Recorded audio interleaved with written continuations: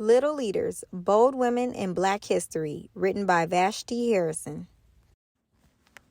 Shirley Chisholm, 1924 to 2005. Teacher, politician, and activist. Shirley was born in Brooklyn, New York, but spent 7 years of her childhood in Barbados with her grandmother. When she returned to the United States, she arrived with a new accent and a new sense of boldness others later determined as uniquely Caribbean. In college, she became involved in politics and student organizations. She had strong opinions and a fiery determination that made people stop and listen.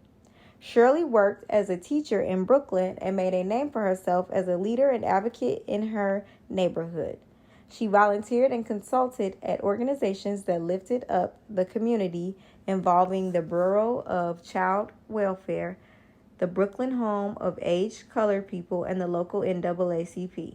She was active in local political organizations as well, such as the Democratic Women's Workshop, the League of Women Voters, and the Bedford-Stuyvesant Political League. She stood up for racial inequality and welfare and confronted local politicians.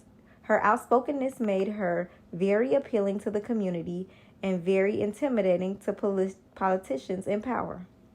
In 1964, she earned a seat in the New York State Assembly, and in 1968, she became the first Black woman elected to the U.S. Congress. She made waves when she crossed party lines and stood up to the old leaders of her party. She was an independent thinker and was never one to stay in her own lane.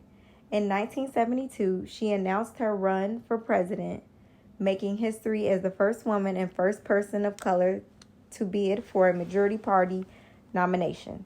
She ultimately lost, but she did achieve her goal for making her party more aware and responsive to the people.